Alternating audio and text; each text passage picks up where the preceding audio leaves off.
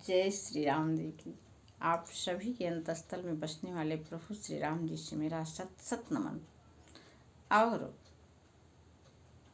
भगवान श्री राम के रूप में आप सबसे भी मेरा बार बार प्रणाम। आइए आज हम लोग रामचरितमानस की अर्थ सहित कथा सुनते हैं। आज इसमें देखिए माँ पार्वती भगवान शिव जी से श्री राम जी की कथा सुनाने का आग्रह कर रही हैं और शिव जी उन्हें कथा सुना रहे हैं। शुरुआत वहाँ से कि भगवान विष्णु जी के द्वारपाल जय और विजय, वे दोनों श्राप के कारण राक्षस कुल में जन्म लिए, जिनका नाम था हिरण्याक्ष और हिरण्यकश्यप। फिर यही दोनों यहाँ भगवान श्री राम के समय में ये कुंभकर्ण और रावण के नाम से जाने गए, इनका जन्म हुआ। उसके बाद आगे की कथा भगवान शिव जी माँ पार्वती से कह रहे हैं। आइए हम लोग सुनते हैं। छल करि टारु तासु व्रत प्रभु सुर कारज कीन, जब तहि जान्यो मरम तब श्राप को पिकर दीन। यह उस समय की कथा है कि एक दैत्य था, उसकी पत्नी बहुत ही पतिव्रता थी। इसके कारण वह उसकी मृत्यु नहीं हो रही थी युद्ध में, तो पहले उसकी पत्नी का पतिव्रत धर्म भंग किया गया, तब उसकी मृत्यु की हुई उस राक्षस की। उसी का विवरण आगे हम लोग सुन रहे हैं कि प्रभु ने छल से उस स्त्री का व्रत भंग किया, देवताओं का काम किया, और जब उस स्त्री ने यह भेद जाना तब उसने क्रोध करके भगवान को श्राप दे दिया। कुछ नहीं, बस यहाँ पर सिर्फ और सिर्फ अपने कर्तव्यों का पालन करते रहना है। उतने दूर तक करना है जितनी दूर तक कि हम लोग कर सकें, और फिर हम सब यदि मन में संकल्प हो तो हम तो बहुत दूर तक जा सकते हैं। वहाँ तक जा सकते हैं जहाँ माता सावित्री गई थी, यमराज से अपने पति को छुड़ा लाई थी। वहाँ तक जा सकते हैं जहाँ माँ अनसुया गई थी, जब तीनों महादेवों को उन्होंने नन्हे शिशु में बदल दिया था। तो इस तरह से हम लोग जितना सोच सकते हैं उतना बिल्कुल निर्मल मन से सोचें, निष्कपट होकर के अपने कर्तव्यों का पालन करते रहें। बाकी सब सुख सब इच्छाएं हमारी अपने आप हमको मिलती चली जाएंगी। तासु श्राप हरि दीन प्रमाना, कौतुक निधि कृपालु भगवाना। तहाँ जलांधर रावण भयऊ, रनहति राम परम पद दयऊ। लीलाओं के भंडार कृपालु हरि ने उस स्त्री के शाप को प्रमाण दिया, स्वीकार किया। वही जलंधर उस कल्प में रावण हुआ, जिसे रामचंद्र जी ने युद्ध में मार करके परम पद दिया।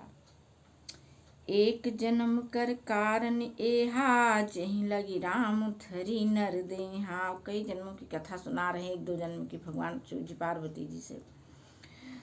तो एक जन्म की तो उधर बताए और दूसरे में ये कथा चल रही है। एक जन्म कर कारण एहा, जहीं लगी राम धरी नर देहा। प्रति अवतार कथा प्रभु केरी, सुनि मुनि वर्णि कविन के घनेरी। एक जन्म का कारण यह था जिसने श्री रामचंद्र जी के मनुष्य, जिससे भगवान श्री रामचंद्र जी ने मानव रूप धारण किया। हे भरद्वाज मुनि सुनो, प्रभु के प्रत्येक अवतार की कथा का कवियों ने नाना प्रकार से वर्णन किया है। क्यों न करेंगे?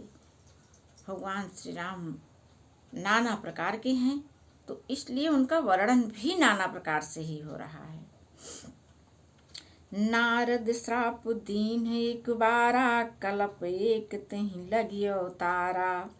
गिरिजा चकित भई सुनि बानी, नारद विष्णु भगत पुनि ज्ञानी। एक बार नारद जी ने श्राप दिया, अतः एक कल्प में उसके लिए अवतार हुआ।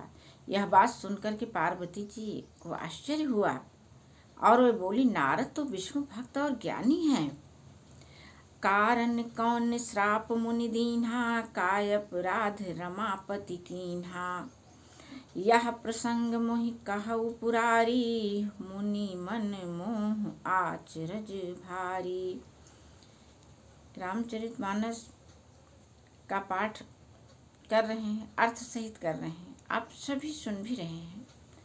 लेकिन देखिए कि इसमें एक एक प्रसंग ऐसे आ रहे हैं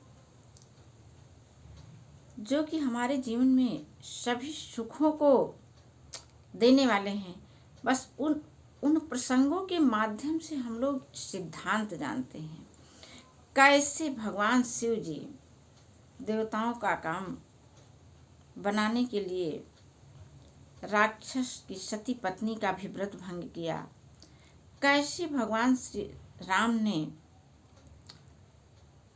अपने भक्त की रक्षा के लिए भक्त का ही श्राप झेल रहे हैं, भक्त की रक्षा के लिए भक्त का ही श्राप झेल रहे हैं। इसी की कथा अभी हम लोग सुनेंगे। और देखिए किस कारण से नारद ने भगवान को श्राप दिया था और भगवान ने उनके श्राप को स्वीकार किया था, उनकी ही रक्षा के लिए, नारद जी की रक्षा के लिए। मुनि ने भगवान को श्राप किस कारण दिया, लक्ष्मीपति भगवान ने उनका क्या अपराध किया था। हे पुरारी शंकर जी, यह कथा मुझसे कहिए। मुनि नारद के मन में मोह होना बड़े आश्चर्य की बात है। अब देखिए कैसे कैसे भगवान की लीला से हर जगह पर कोई बड़े से बड़ा ज्ञानी भी अज्ञानी बन जाता है और एक अज्ञानी ज्ञानी बन जाता है। तभी तो कहा जाता है कि बस सिर्फ और सिर्फ राम नाम का जप और राम कथा का श्रवण, जब भी अपनी घर गृहस्थी से थोड़ा बहुत समय मिले तो ये काम हमको अवश्य करना चाहिए और करते हुए अपने मन को बिल्कुल शांत और स्थिर कर लेना चाहिए। और एक सभी सुखों को आकर्षित करने का एक तरीका इन सब चीज़ों से मिलता है और उस तरीके को अपना करके हम अपना और अपने परिवार का कल्याण कर सकते हैं। बोले बिहसि महेश तब, ज्ञानी मूढ़ न कोय। जेहि जस रघुपति करहीं, जब सो तस तेहि क्षण होय। देखिए जब माँ पार्वती ने कहा कि नारद जी तो महान ज्ञानी हैं, उन्होंने कैसे भगवान जी को श्राप दे दिया और उनके मन में कैसे मोह हो गया, तो भगवान शिव जी ने क्या कहा। महादेव जी ने हंस करके कहा, यहाँ पर न कोई अज्ञानी है, न कोई ज्ञानी है, न कोई मूर्ख। श्री रघुनाथ जी जब जिसको जैसा करते हैं वह उसी क्षण वैसा ही हो जाता है। अर्थात भगवान श्री राम की कृपा प्राप्त करने के लिए सर्वत्र और सर्वत्र सब रूपों में बस उनका ही दर्शन करना है। और जब सोचिए वैसे भी जब भगवान शिव जी हमारे भगवान श्री राम जी हमारे चारों तरफ हो जाएंगे, हम चारों तरफ अपने उनकी अनुभूति करते रहेंगे, तो क्या उस समय में हमसे कोई गलती हो सकती है? अर्थात नहीं हो सकती है। तो बस हमारा कर्तव्य इतना है कि हम पृथ्वी के सृष्टि के प्रत्येक कण में बस भगवान श्री राम के ही दर्शन करें। तो इस तरह से क्या होगा कि हमारे तो चारों तरफ भगवान श्री राम ही राम हो जाएंगे। कहूँ राम गुण गाथ, भरद्वाज सादर सुनहु। भव भंजन रघुनाथ, भज तुलसी तजिमान मद। याज्ञवल्क्य जी कह रहे हैं, हे भरद्वाज, क्योंकि भरद्वाज जी सुन रहे हैं याज्ञवल्क्य को रोक करके, और याज्ञवल्क्य सुना रहे हैं कथा। अभी ये प्रयागराज की कथा चल रही है। तो याज्ञवल्क्य जी कह रहे हैं, हे भरद्वाज, मैं श्री रामचंद्र जी के गुणों की कथा कहता हूँ, तुम उसको आदर से सुनो। तुलसीदास जी कहते हैं, मान और मद को छोड़कर आवागमन नाश करने वाले रघुनाथ जी को भजो। आवागमन का नाश करने वाले अर्थात मोक्ष को देने वाले भगवान श्री राम जी का नाम लगातार स्मरण करते रहना है। बस नाम हमको यही देता है, उनकी उपस्थिति की अनुभूति। और कल्पना करिए एक राम की तलाश में हूँ, लेकिन नाम स्मरण तो हमको अनेकों राम से मिला सकता है। हिमगिरि गुहा एक अति पावन, बह समीप सुरसरी सुहावन।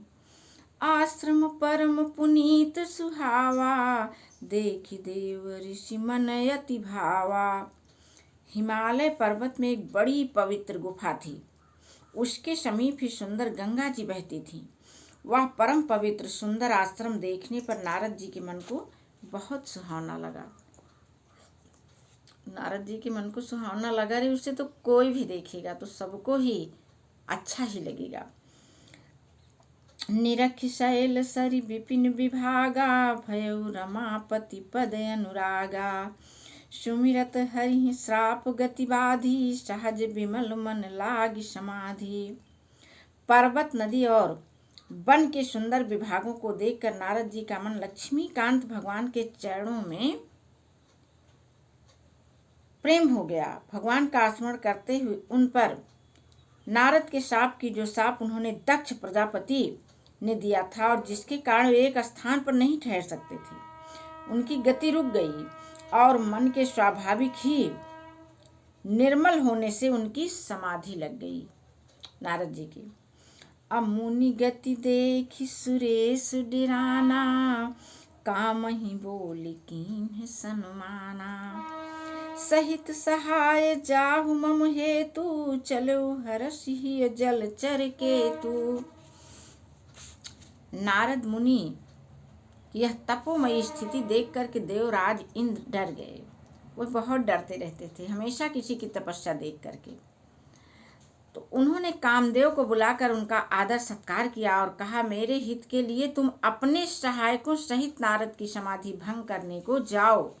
यह सुनकर मीन ध्वज कामदेव मन में प्रसन्न होकर के चला, वो जो है नारद जी की समाधि को भंग करने के लिए।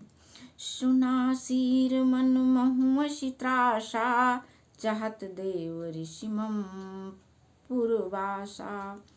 जो कामी लोलुप जग माही, कुटिल का केयु सबहि डेराही। इंद्र के मन में यह डर हुआ कि देव ऋषि नारद मेरी पूरी अमरावती का निवास चाहते हैं। जगत में जो कामी और लोभी होते हैं वे कुटिल कौवे की तरह सबसे डरते रहते हैं।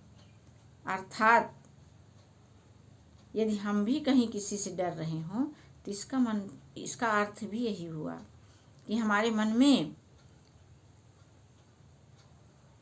कुटिलता है, काम है, क्रोध है, लोभ मोह ईर्ष्या बसा हुआ है। ये सारे जब निकल जाते हैं तो हम सभी निर्भय हो जाते हैं। सूख हाड़ लय भाग सठ, स्वान निरख मृगराज। छीन ले जन जान जड़, तिम सुरपति न लाज। जैसे मूर्ख कुत्ता सिंह को देखकर सूखी हड्डी लेकर के भागे और मूर्ख ये समझे कि कहीं उस हड्डी को सिंह छीन न ले, वैसे ही इंद्र को नारद जी मेरा राज्य छीन न लेंगे ऐसा सोचते हुए लाज नहीं आई है।